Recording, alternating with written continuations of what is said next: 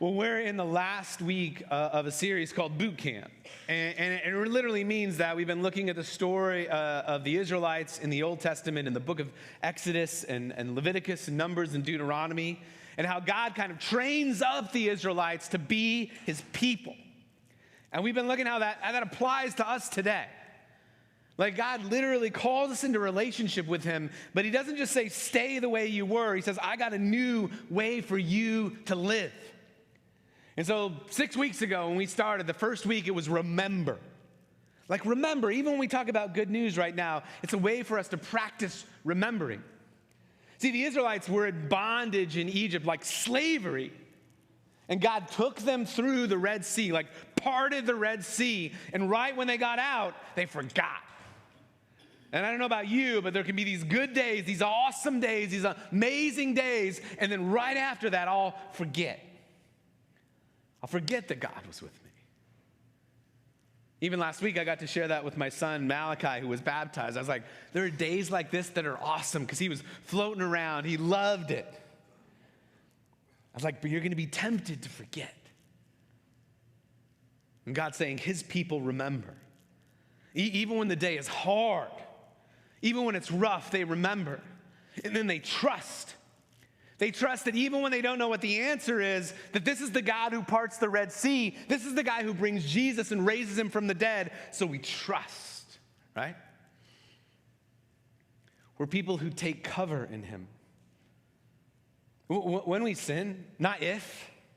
When we rebel, when we have those bad days, we don't run from him. We run to him and we take cover in him.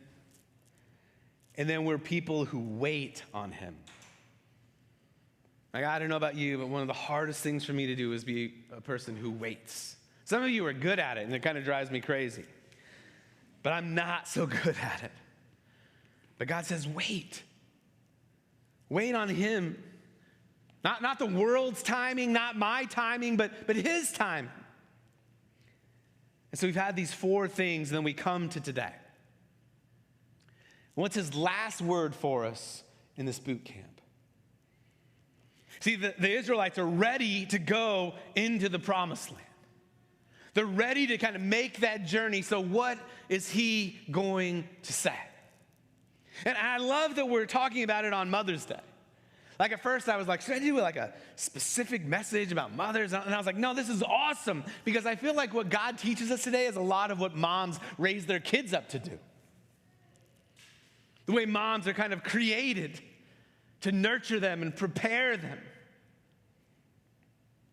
See, in my family, there's dad and there's mom, and we just have these 2 different roles.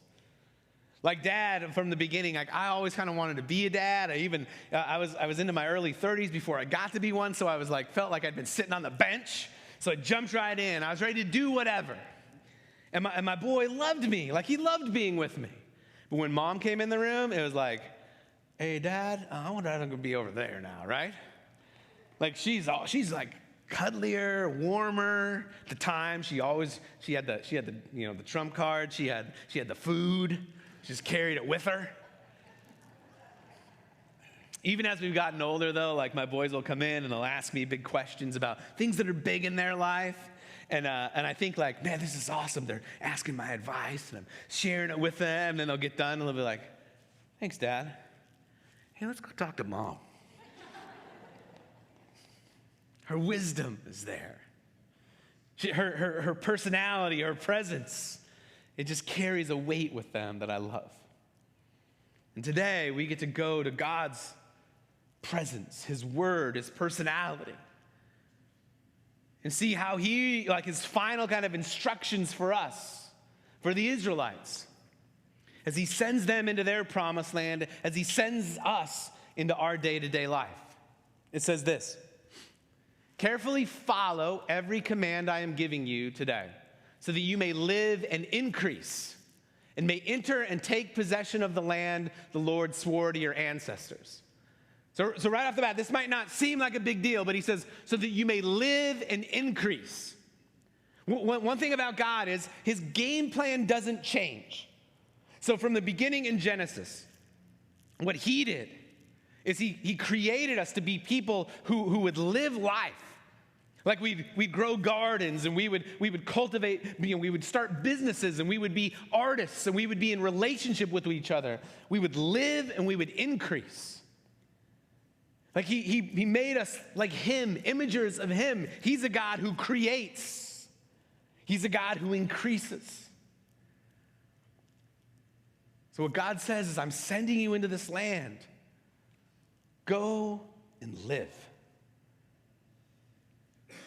I don't think we think about that too much. I don't know if we talk about enough how God has created each one of us uniquely to kind of reflect who he is. And so we get to go and live and tell his story in the process. I don't care who you are in this room.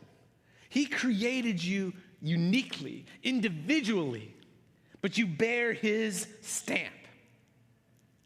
Some of you in this room, man, when you walk into a room, everybody knows it, right?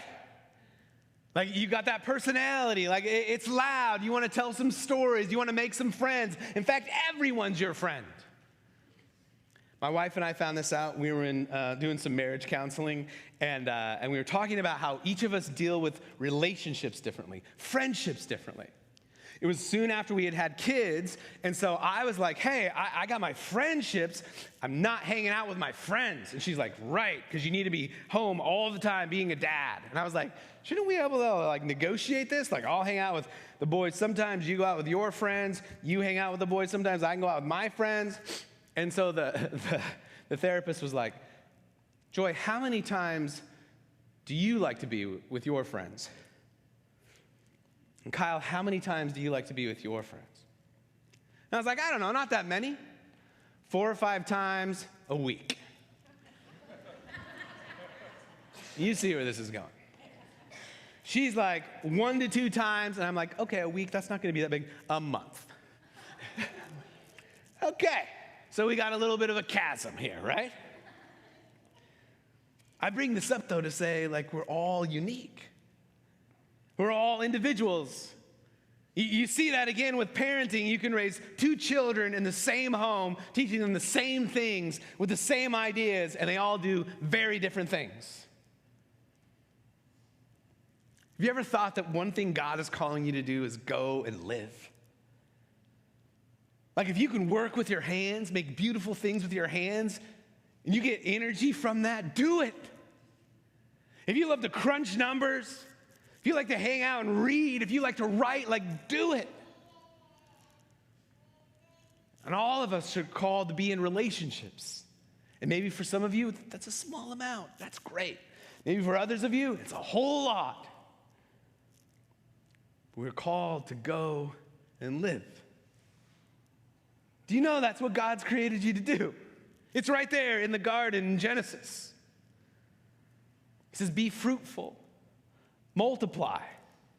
Take things that are chaotic and bring order about them. So the Israelites, he's bringing them into a land, and he's telling them to go and live. Later on in the Old Testament, one of my favorite verses, the Israelites have been rebellious. They've been wicked. They've said no to God time and time and time again, and they get called into what they call the Exodus. They get removed from this land. And they're like, what do we do now, God? We're sorry. What do we do now?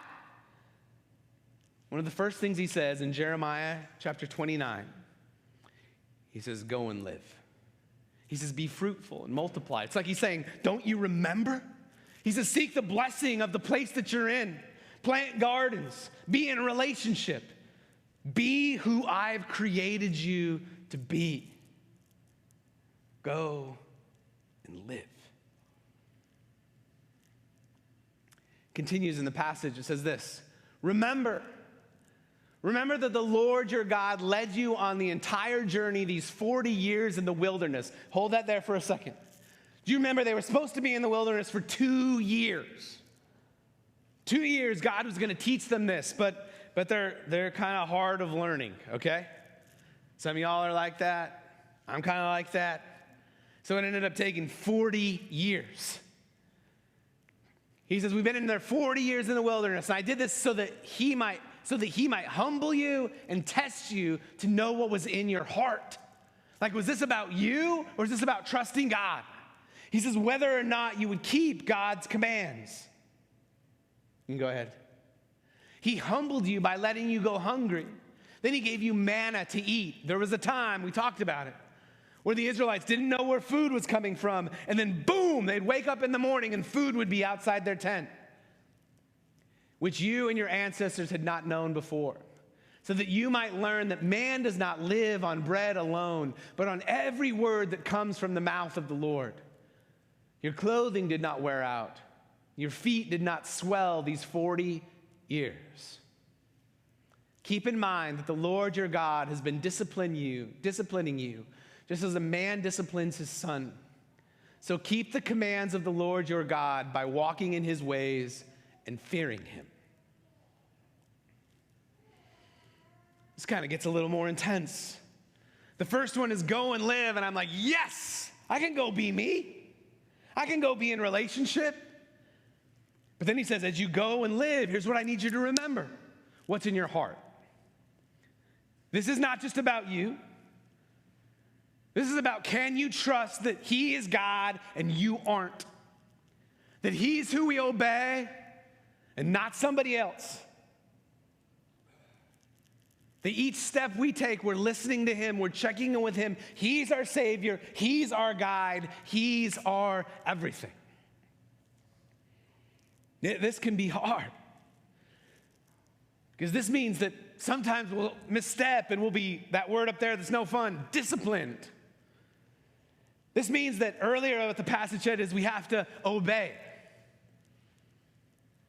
Like if I was to write a book on how to start a church and build the biggest church, there would not be a chapter on obey and discipline, right? Because there's no human out there who's like, I'm just really looking for some more discipline in my life. But what does God say?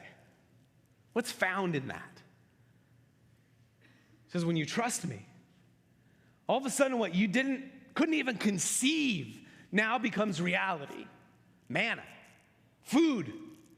They'd open their tents every morning and food was there. They obeyed God, they trusted God, and he showed up and revealed part of himself to him that no one had ever seen before. And he will do it for you. You will see him and know him as you obey him and trust him. He'll give you things you never conceived. This is the type of father he is. See, when I hear he will discipline you like a father, I can think of some negative things. And it's not because my dad was a bad dude, but it was because when he got angry, dude, it got real, okay? Like, I'm the smallest in my family. Like, I have 4 brothers. For some reason, they're all over 6'1", and they all have a full head of hair. But God did not give me height, nor did he give me hair. So my dad is very big. And when I was young and he would get fired up, I got freaked out. And my dad knew a way of discipline that was, word we use, old school, okay? And it was loud. And it wasn't always connected to him. But when we study the story of the Israelites, what we see is a God who is so patient.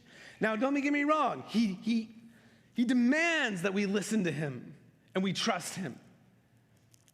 But he doesn't mock us or shame us. He doesn't do it because he wants to hurt us. He does it because he wants to show us life.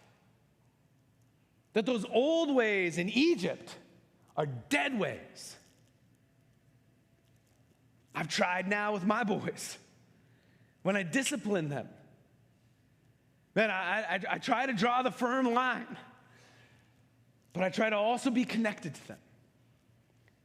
I try to also to stay with them when I'm disciplining them, because that's the way God has been with me. I was thinking about that a lot last week. I took my younger boy, I've got to baptize my older boy. I took my younger boy and got to baptize him.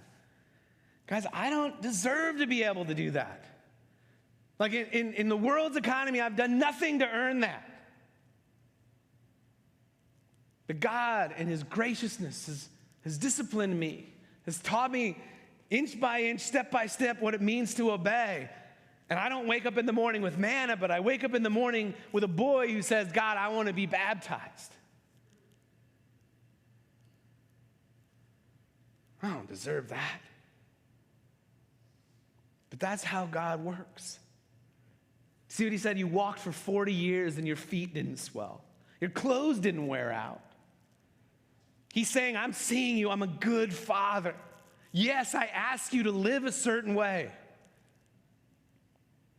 But you will know life in a brand new way when you listen and obey. So he says, go and live. And then he says, go and obey.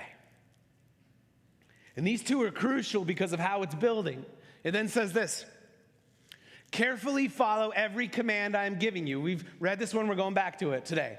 So that you may live and increase. We talked about that. He says, and you may enter and take possession of the land the Lord swore to your ancestors.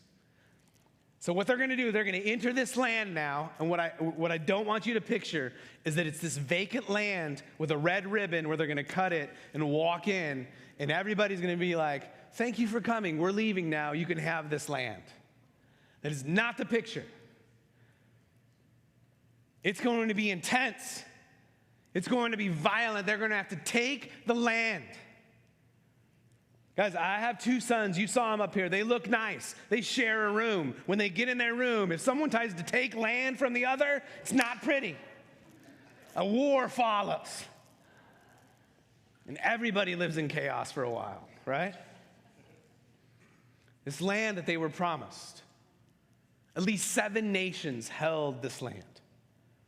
And these people worshiped gods, false gods, but gods that they believed were supreme. So this wasn't just a confrontation between Israel and these people. It was Yahweh and these gods. One of the gods, the god of fertility, meaning you come against him, you don't have kids. You come against him, you don't have plants. You come against him, nothing thrives, nothing flourishes. Another god, the god of war. You come against him, he defeats you, you never win again. He's raised Israel up for battle these 40 years. And they're going to go and make war to take this land. Now, if you're like, interesting, has he been, in these 40 years, have they been amassing arms and have they been training like soldiers? No. They've been learning to trust in God. Why is this a big deal for us? Because as much as they were in warfare, we are in spiritual warfare. And this can be kind of poo-pooed by some, and some it can kind of just become this fantastic, huge thing, but it is a real thing that we all deal with. And every one of us, because we're unique, the spiritual battles, the warfare we fight can look differently. Things that I struggle with.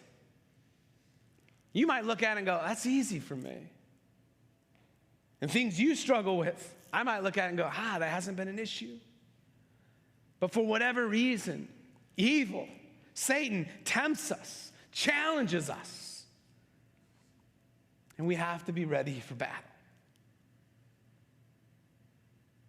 Now, the number one way we fight the battle as Christians is we speak it. We talk about it.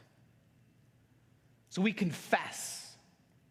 Confession in the church has been used to manipulate and hurt, and I hate that because it's meant to give freedom and life.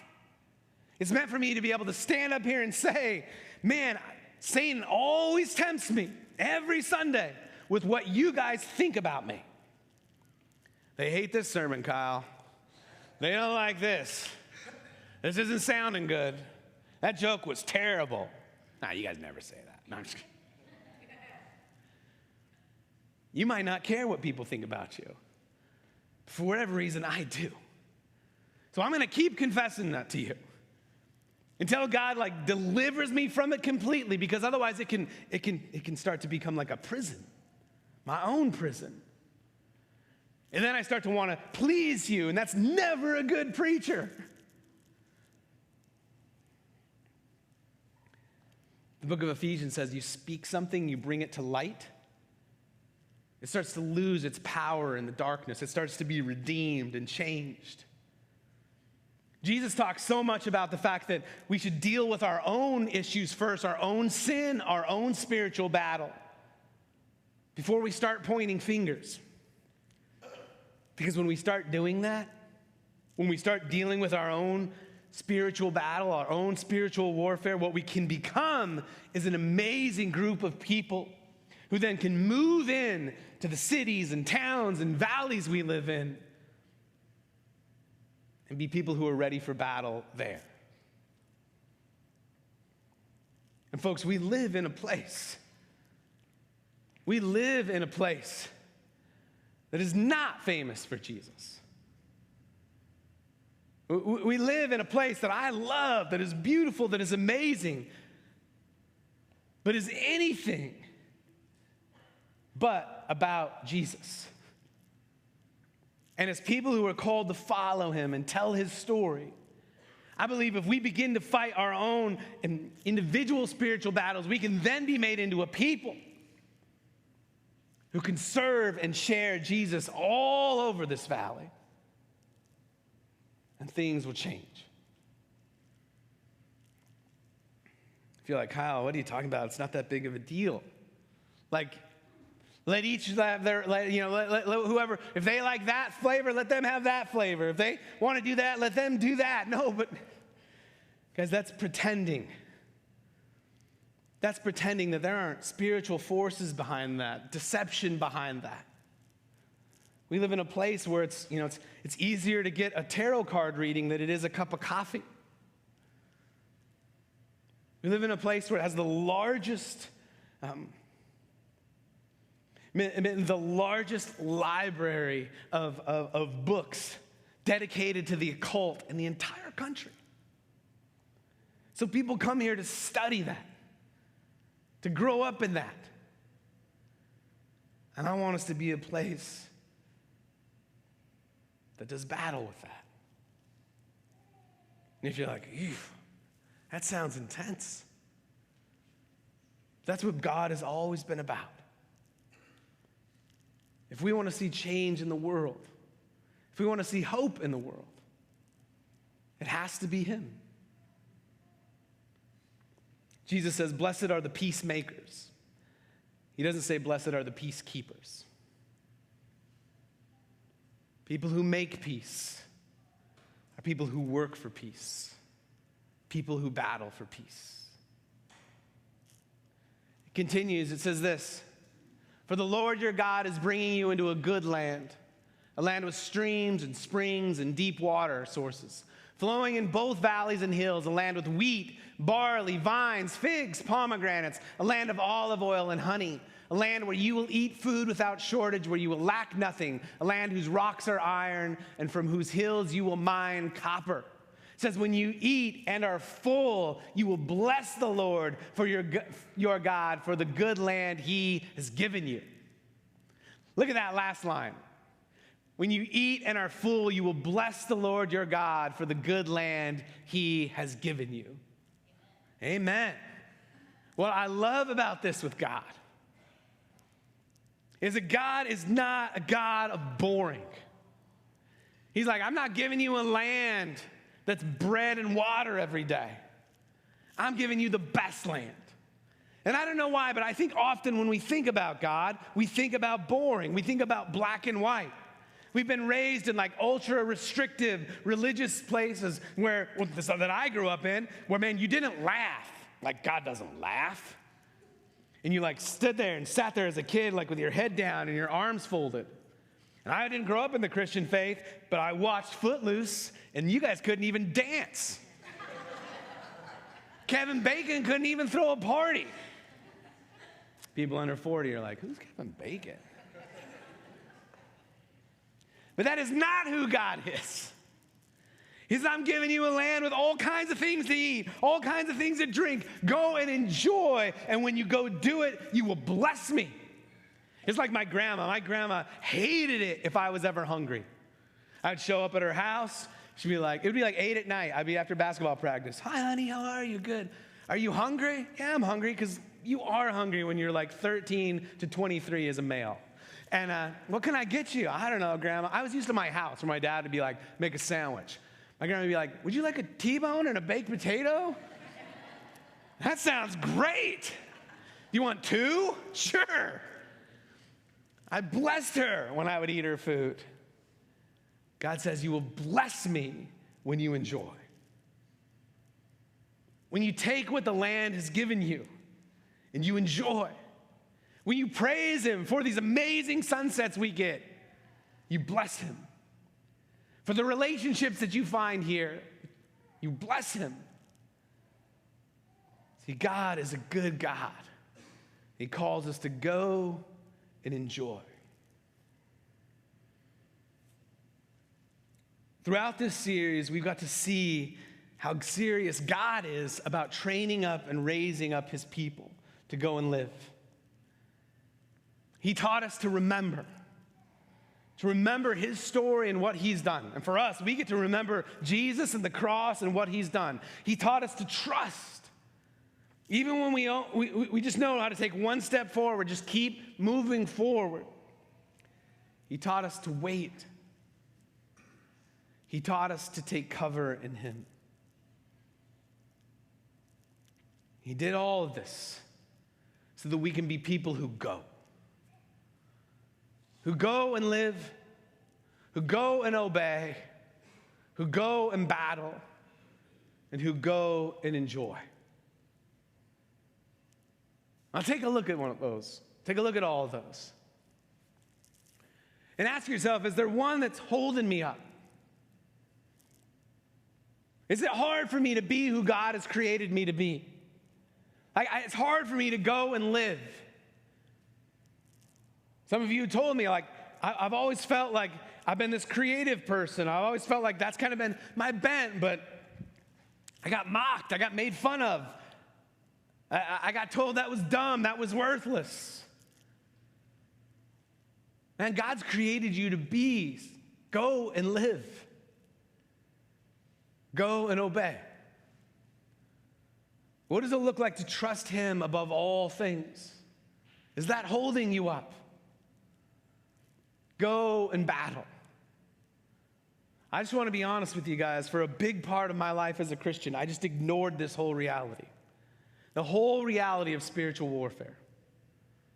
I would talk about evil, recognize evil, and then just live my life as if it had no influence on me. That was wrong. Man, if that's you, or if you heard this today and you're like, man, I don't know what that looks like for me. Man, let's talk. You can email me, you can tap me on the shoulder, we can set up time. This is a big deal. Go and enjoy. Be people who know God has created you. God has saved you. And God is with you. And that is worthy of enjoyment. That's why we enjoy and bless moms today. We celebrate with flowers and photos and chocolates because God calls us to go and enjoy. And here's the thing. I need you to know, we've lived here for 3 years now, and I love it here. But as a church, we want to be people who take what God raises us up and live that out and call others to live that same way. So there's a bumper sticker, and some of you all might have it, and I get the sentiment behind it. But it says, don't change Ojai, let Ojai change you. What I want to say is, nah. No. Let's trust God and let him change everything. Let's trust God and let him teach us how to live. Let him teach us how to obey. Let him teach us how to battle, and let him teach us how to enjoy. Let's be people who remember. Let's be people who trust. Let's be people who wait. Let's be people who take cover in him. And let's be people who don't just sit here on a Sunday, who don't just hang out for an hour, but let's just be people who go. Let's pray.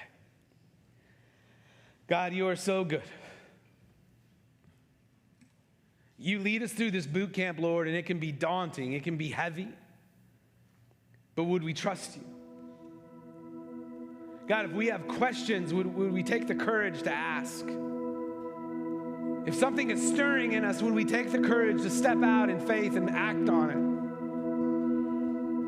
God, if you're calling us to wait, would we hold up and just let you lead? Always would we take cover in you. Would we always be ready to go? God, you are good. We thank you. We praise you. And we trust you. In Jesus' name.